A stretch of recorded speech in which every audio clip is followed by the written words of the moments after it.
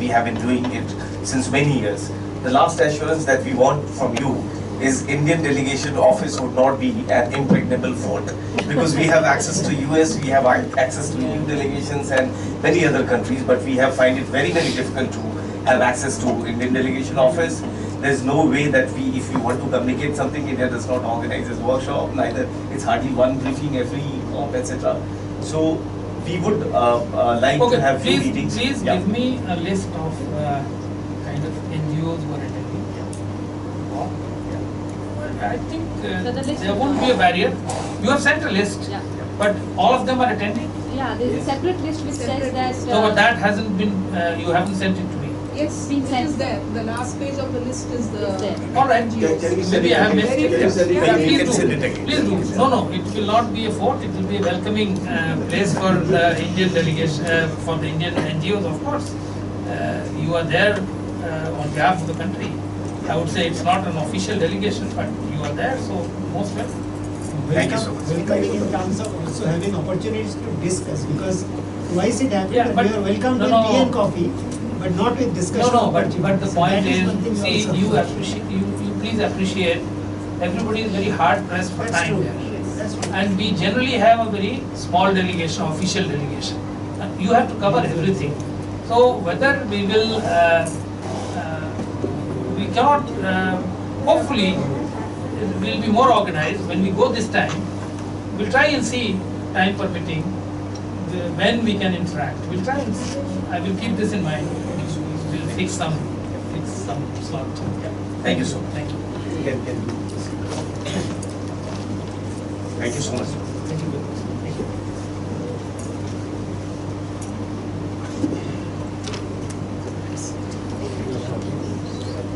We also welcome Kanika from Ministry of Finance, and we are sorry for welcoming you a little late. We were in the midst of a very highly interesting discussion. Yeah. And now what we would request from you is to how we are looking at capitalization of GCF in the Lima and towards Paris COP, and how does Ministry view that what kind of motivation can capitalization of the COP? Is that the only thing that we are looking forward to? Definitely, I think first and foremost what we are looking at is the initial capitalization of GCF. If not, if there has to be an X billion amount by a certain fixed time period, so that we can start our readiness and other preparations. So we need that X billion amount to be committed from the developed nations to kickstart the GCF activities. So that I think is it cannot be negotiated. It has to be there for actions to be taken, going forward.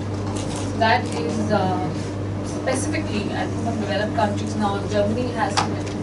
And there has been, I think, talks from Sweden, France, and now there's pressure on other countries as well.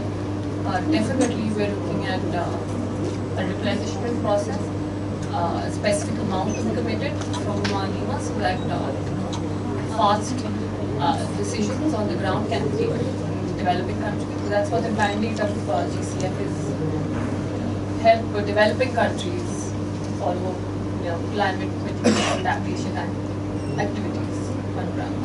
That's what's On that, can I have a question? See, it's understood that from Indian ministry side, you were saying X billion with the present, and is this commitment more than the pledges? Because the pledging sessions are on, US has pledged, Japan has pledged, UK is supposed to pledge tomorrow. So, two questions. One is, what kind of, when you say commitment, what is that commitment? Because one is, the first level is the pledging. And these pledges are not yearly, these are with a multi-year target. And second thing, what will be roughly the trigger point? Like you were saying, for action there has to be a trigger point. What kind of, like as of today, probably the pledging is reaching roughly 10 billion. With probably UK's estimated figure. So what will be the kind of trigger point for action for India? And the rider on that, realistically, what is the Indian Ministry of Finance's expectation from GCF? Because as all of us know, that the current thinking is the LDCs and the most impact countries will be having a far larger share. So from a very small, comparatively very small kitty, which is equal to this fast start finance per year amount, what is India's realistic expectation and how does it relate to the trigger of action within India?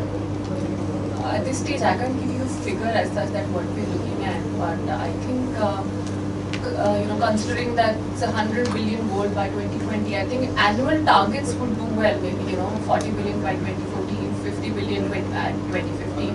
And that's how, that will give us a specific roadmap of how, and, maybe strengthen our confidence in, yes, that money is going to come.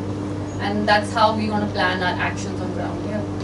So I don't think a specific amount has been reached or negotiated in the ministry or thought of, but I think annual targets would do the trick, definitely.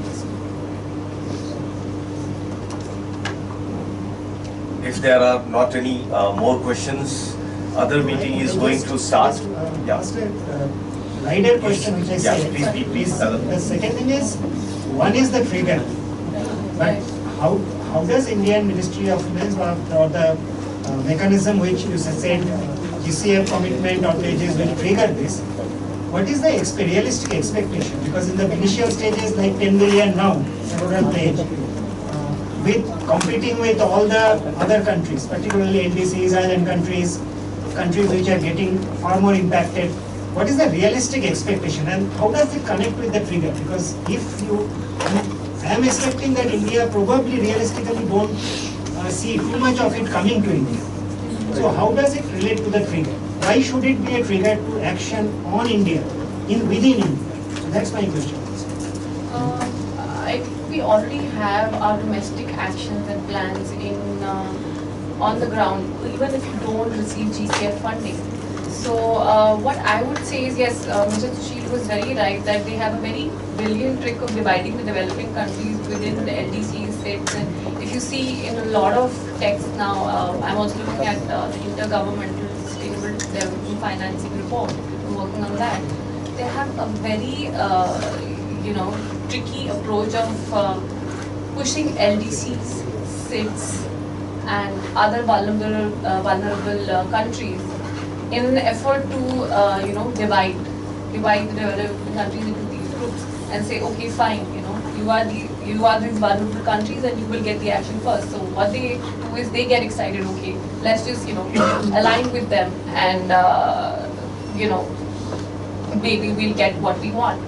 So our thing from the Indian perspective is this divide should not be there. Developing countries all have different pressures. We have population pressure, we have economic development pressure, growth pressure.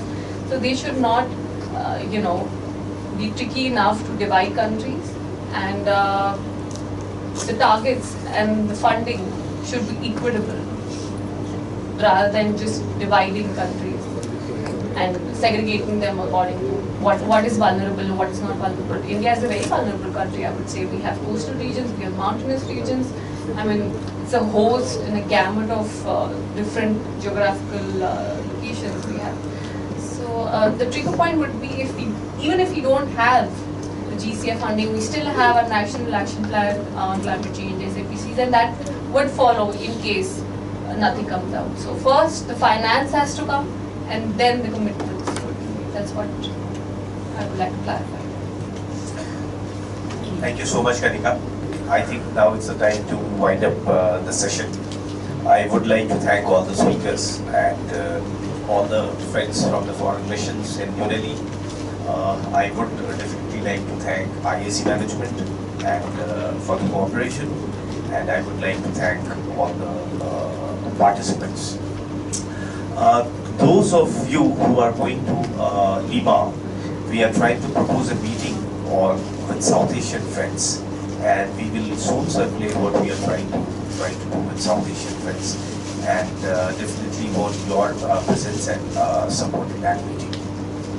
So that is the last announcement from us. Thank you, all of you. I don't think we need to also thank the co-organizers, INIC, Laya, Cansa, Oxfam. So thank you everybody, thank you very much.